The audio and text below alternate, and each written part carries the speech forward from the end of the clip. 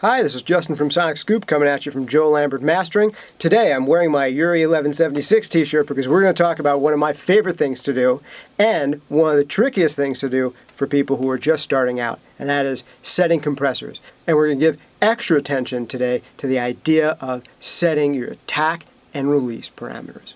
Now, I know a lot of great audio engineers, and one of the things that many of them will admit is that in the first few or even several years that they were working in audio, they really had no idea how to set a compressor, and they weren't even really sure they could hear the differences between different attack and release settings clearly. It is really one of the very last of the basic essential skills that most audio people and musicians learn. It can be somewhat subtle, it can be somewhat unsubtle once you really start to understand and learn to hear the differences in some of these parameters. So let's dive right into it. Okay, quick little bit of review. If you're watching this, if you follow Sonic Scoop, chances are you know the basics of a compressor, but just to reestablish, you got 4 major settings that are in pretty much every single compressor, whether on the face or under the hood.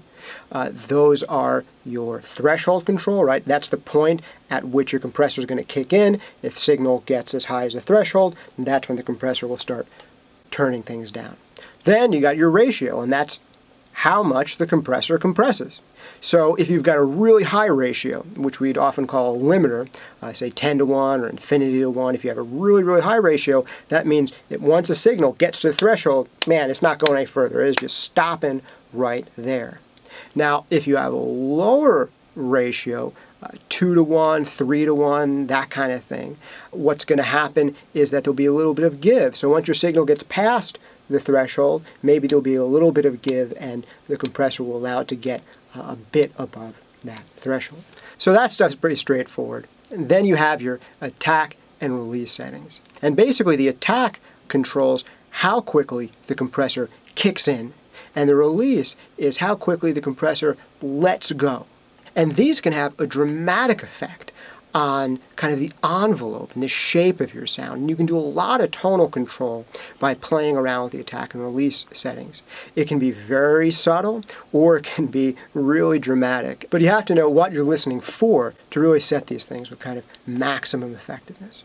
So with your attack control, you have control over how much initial impact gets through. So if you have a really, really slow attack, you're letting a lot of initial impact through. You're letting a lot of transient information through. And this can really bring life into sounds. Your initial impact will come through and then the compressor will clamp down after that. This can kind of make things sound pretty gigantic, to have a really lively and somewhat aggressive kind of front end to the sound. And things can sound pretty giant when you're really letting the attack get through. But there can be trade-offs here. If you have a performance, say, by a bass player or a drummer, and they're not very consistent dynamically, particularly on the attack, well, honestly, a really slow attack compressor can kind of exacerbate that and exaggerate it, and kind of things can feel a little bit sloppy if the player is not totally tight. There are workarounds for that, and we'll get to that in just a minute. Then, if you set a really fast attack time, that will kind of shave off the initial transient impact. And this can actually give things a lot of control, make things a little bit more tight, give them kind of a processed sheen. The only problem is if you overdo it with a fast attack compressor, what ends up happening is you can kind of suck the life out of a sound. You can make things feel a little bit more distant, like they're coming from further back in the speakers. So there are 2 great ways to get a sense for what slow attack sounds like and what fast attack sounds like. The first way is to mess around with these settings for yourself, and I'll give you some tips and strategies on how to do that for maximum effectiveness in just a minute. And then the other way is to listen to some music that kind of has a slow attack feel, and listen to some music that has a kind of fast attack feel, and kind of start developing a sense memory for those tones. So there's a million different recordings, and you guys can list in the comments your favorite examples of kind of fast attack recordings and slow attack recordings. But a kind of really big and really recent thing that comes to mind for me as a slow attack feeling recording would be, I'll pick something that most people have heard, a track that Bruno Mars and Mark Ronson did together, Uptown Funk, right? It's a kind of James Brown feeling track. The attack profile of this thing it's almost like Michael Jackson's Thriller. I mean, so much attack is getting through. You get so much initial impact, but it's really consistent, and it's really consistent probably because there's a lot of kind of drum machine support, sample support in there. So you get really consistent dynamics, but you really get a lot of that initial punch and impact getting through the compressor. Now, some music I think of when I think of something with really fast attack, for me, the most iconic super fast attack compressor music would be like Maroon 5. I'm not a huge fan of Maroon 5. They're great at what they do, and when I get clients who, that's a reference for them, immediately the thing that jumps out to me is, man, how much of that initial transient is kind of shaved off and how kind of blocky and processed and smooth sounding things are because of that. There are some engineers who think that's wrong and you shouldn't do it, and others who realize that's an aesthetic, that's a technique, that's an approach, and if you want that kind of sheen, that kind of smoothness and consistency on the front end of the attack, that's the way you get it, by shaving off some of this initial transient attack. There is, again, a million different examples of this kind of thing. Feel free to mention your own below in the comments. All right, so that's attack. Now you've got release. And again, you've got two basic options here. You've got fast release, slow release. In general, fast release can kind of give you a more aggressive sound, a more gritty sound. When the release happens really quickly, your initial sustain is kind of brought up. This can be very exciting. You can get kind of more aggression, more of a sense of the kind of music coming at you, more saturation, more perceived loudness, all from having a faster release. But again, if you overdo it with fast release, things can get way too trashy, way too gritty, way too aggressive. And you can also get kind of pumping artifacts, which could be kind of cool if you're doing it for effect, or can be kind of weird if you're not doing it for an effect. So you got to be careful with setting releases too fast. You can get too much saturation, too much kind of grit and aggression, and maybe even some pumping artifacts where you hear the compressor kind of clamping down, letting go, clamping down, letting go, kind of fast and out of time with the music. Now, if you go with the slower release, this time you'll get a little bit more dynamic control, a little bit more smoothness. Things can feel a little further away instead of a little closer up. But again, if you overdo it with this, if you overdo it with the slow release, you can kind of suck the life out of things. Maybe your compressor won't release in time for the next hit to come through. And that can kind of suck life out of the initial impact of things, and it can kind of sound messy and flat and boring. Now, what are some good examples of fast release and slow release? One of my favorite iconic fast release tracks is going to be Flaming Lips' Race for the Prize off of Soft Bulletin. This is, really big, trashy sounding drums with strings over it, and the release is set so fast that you really get these cymbal swells kind of coming up really quickly. You get a lot of aggression, a lot of grit. The sustain of these things is, kind of huge sounding, hyper real. It's really coming at you, and there's maybe a little bit of pumping going on, but it's cool. It's done intentionally, and it is not subtle. Another interesting example of kind of release times set very intentionally would be She Said, She Said by the Beatles. That one's on Revolver. She Said, She Said, you got such a fast attack that you barely hear the stick hit on these cymbals. But then the release is kind of set just so that it kind of immediately starts releasing, somewhat slowly, but immediately starts releasing, and you start getting this kind of cymbal bloom. It almost sounds like a reverse cymbal. And you could play around with the release time, get it set just so that you kind of get this bloom. And you can play around with your attack, and you can kind of overdo it and suck down the attack. And that's the feeling on She Said, She Said by the Beatles on Revolver. I mean, you get fast attack, with the attack almost shaved off, and then cymbal bloom, where the release is kind of letting the sustain of the cymbal come up almost dramatically and unrealistically, but again, to a kind of cool and very intentional effect. In general, you want to set your compressor so that if you're dealing with music with a heavy backbeat, with a lot of kick and snare, that the compressor will release in time for the next major hit. So a major hit comes in, the compressor pulls down. Right before the next major hit comes in, the compressor releases. Now within that window, if you set it faster, you're going to get a bit more aggression and grit and loudness. And within that window, if you set it a bit slower, you'll get a bit more smoothness. And again, there are trade-offs. You can go too far in either direction and kind of muss things up, or go too far in either direction and kind of make things sound cool and maybe a little unnatural. And that's okay. A lot of our favorite records have a lot of unnatural sounds on them.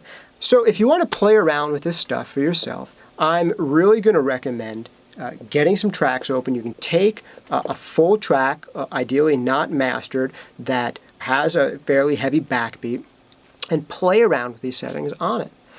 To really start hearing your attack settings, I would say start with a kind of medium release when you're just first starting to get acquainted with the stuff and really trying to build up the sense memory. You might want to set really low threshold, really high ratio, so there's a lot of compression going on, so you can hear this stuff kind of exaggerated. And then start by setting your attack as slow as it'll go. And just listen to that. Listen to the initial impact coming through, that kind of punch and initial transient getting through, and then the sustain getting clamped down on. And then start to go faster and faster with your attack until you've shaved some of it off. After that, you may want to hear what really fast attack sounds like. So maybe start all the way fast. You may need to level it up, increase the gain a little bit, so that it's a similar level to when you're listening to slow attack stuff. And then open it up and hear more of that attack come through and get a sense for that.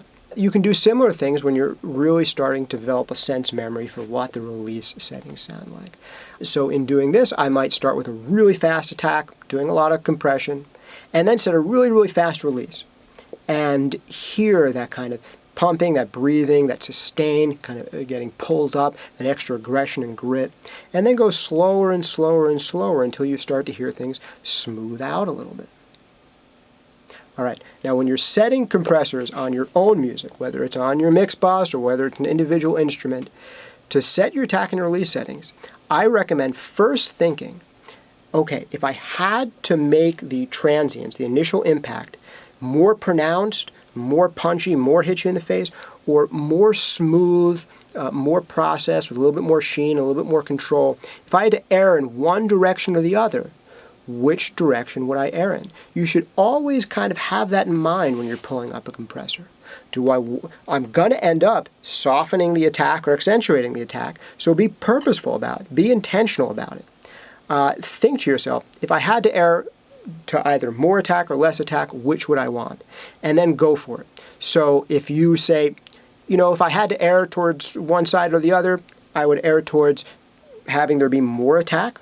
Great. Set your attack all the way slow, and then kind of pull it back bit by bit by bit until you find a good compromise where you're letting things through but also getting good dynamic control. If you think the sound you're working on needs to be more processed, have kind of more of a sheen, be a bit smoother, more controlled, start with your attack all the way fast. And then maybe pull it back a bit and bit until you find a good compromise where you're kind of letting a little transient through. Or just say, hey, you know what? I want things to be really consistent. I'm going to pull it all the way back. Now, special pro tip, you can stack compressors, and one of the most effective ways to do this is by setting a fast attack compressor first and a slow attack compressor second. So imagine you're in a situation where you're dealing with a bass player or a drummer where their initial attacks are kind of really uneven and you kind of want to smooth them out, but you don't want to get rid of that initial impact. You want a really full initial impact. Well, if you set a fast attack compressor first, where you kind of really smooth out those transients and make the initial hits more consistent, then you can feed that into a slow attack compressor, which is going to help to accentuate the initial hits that you've already smoothed out with a fast attack compressor. So again, go through a fast attack compressor, kind of smooth out those initial transients, and then feed that into a slow attack compressor that is going to take that more controlled initial impact and kind of open it up and allow more impact to get through. Really cool trick, really cool, useful approach. There's no rules about which kind of compressor you have to put first or second, but that's something I find myself doing often when something needs more control, but also wants to retain a lot of impact. With your release, think about things the same way. Okay, am I trying to pull more aggression and more excitement out of this? Maybe start with a release really, really fast and then dial it back until you've got a good compromise between aggression and kind of smoothness. The same thing can work in the other direction. If you're saying to yourself, well, I really want this to sound a bit kind of smoother, maybe start with your release kind of as slow as it'll go, and then pull it back to a point where it's just finishing to let go by the time the next kick or snare impact comes in. So there's really a window in which to set your release, between the initial impact and the next impact. You want the compressor to release somewhere in between there. But within that frame, the slower it is, the kind of more smooth and controlled things are. The faster it is, the kind of more alive and aggressive things are. You go too fast, you can end up with something that sounds like it's pumping or breathing, or it can end up being too aggressive and kind of harsh and annoying. If you set things too slow, it can kind of smooth things out. Too much, make things sound dull. If it's way too long, your next impacts might not come through, and it can really suck the life out of things as well. So there's always trade-offs. That does it. That's your basics for setting attack and release settings.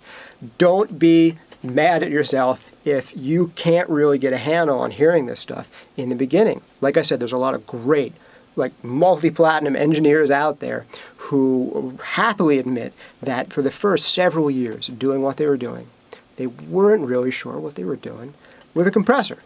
And this is normal. It's a process that we all go through.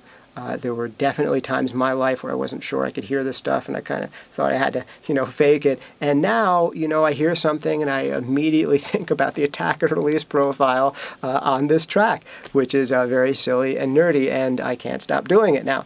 But it's also very useful when you're mastering. Another great thing you can do is work with a mastering engineer who will help you through this stuff, and you can hear how the extra bus compression, bus processing affects your mix, and you can ask your mastering engineer, what did you do? Why did you do it?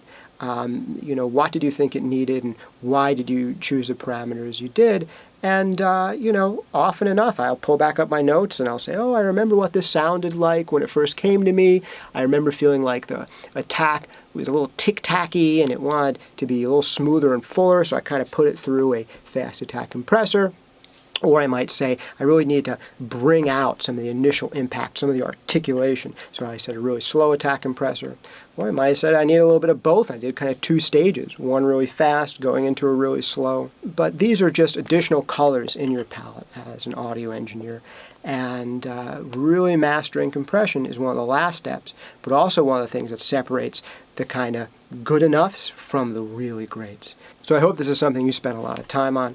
If you want more great tips and tutorials like this, go to sonicscoop.com, sign up for the newsletter. You'll get tips, tutorials, how-tos, gear reviews, producer-engineer interviews, free giveaways, special discount audio deals, all sorts of stuff delivered to your inbox each and every week. We'll also let you know about more advanced products, training courses, seminars, where you can really take your audio game from where it is now to where you want to be and really kind of next level your audio skills. Thanks again for joining me on the Sonic Scoop video blog. This has been Justin Colletti for Sonic Scoop at Joel Lambert Mastering, wearing my Uri 1176 t-shirt. Thanks for hanging out with me, and I'll see you next time.